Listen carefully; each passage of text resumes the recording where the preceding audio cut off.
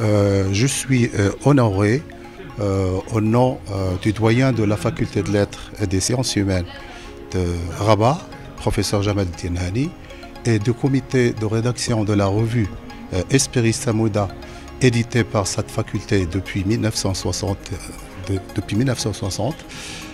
d'être parmi les lauréats de cette deuxième session de Research Award organisée par Clarivate Analytics et le centre, le CNRST et l'IMIST. Notre revue a été indexée auprès de Clarivate Analytics depuis 2015. Cette indexation n'a pas été facile parce qu'il s'agissait de procéder à un changement presque radical de la stratégie d'édition de la revue.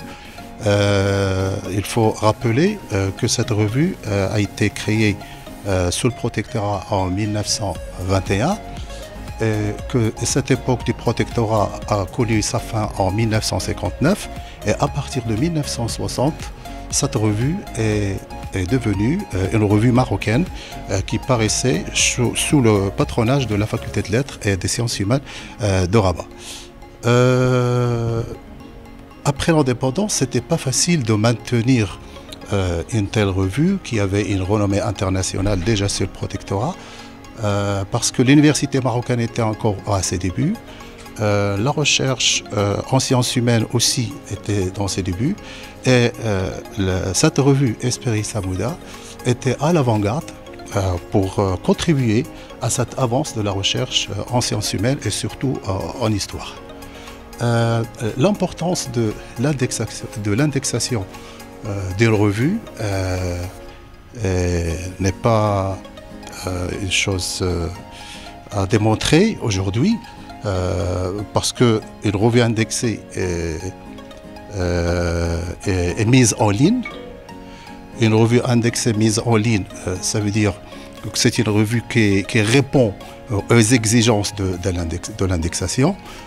Surtout au niveau de la rigueur scientifique, au niveau des sources, au niveau de la régularité de l'apparition de la revue et aussi il faut rester fidèle à la ligne éditoriale de la revue. Espéris Samouda est une revue pluridisciplinaire en sciences humaines mais avec toujours un caractère historique, avec des dimensions historiques.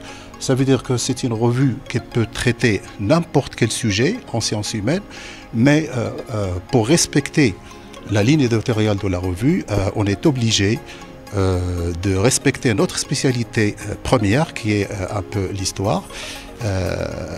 Et c'est ce qui fait l'exclusivité de cette revue qui publie en 4 langues. C'est une revue qui publie en français. Bien sûr, les premiers articles ont été toujours écrits en français sur le protectorat et après l'indépendance. Après l'indépendance, on a commencé aussi à publier en espagnol, en anglais, mais surtout en arabe. Parce que les sciences humaines sont enseignées en langue arabe.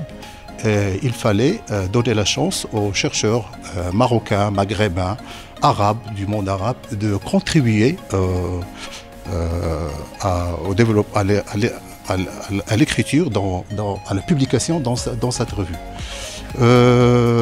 Autre chose, en cette année même, c'est une année très significative pour cette revue, parce qu'elle vient juste de boucler son centenaire. Alors c'est une revue qui a 100 ans. Si on multiplie les 50 ans de la période du protectorat avec celle de l'indépendance, c'est une revue qui est centenaire.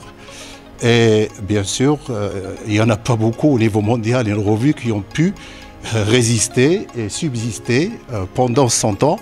Alors nous sommes fiers que cette revue, maintenant indexée par Clarivate Analytics depuis 2015, qui commence à avoir une ampleur internationale, beaucoup plus beaucoup plus importante parce qu'avec l'open access, parce que c'est une revue qui n'est pas payante, on peut cibler, on peut toucher un nombre très important de lecteurs et de chercheurs. Et nous en sommes fiers que cette revue se trouve à l'avant-garde de la recherche en sciences humaines. Et voilà.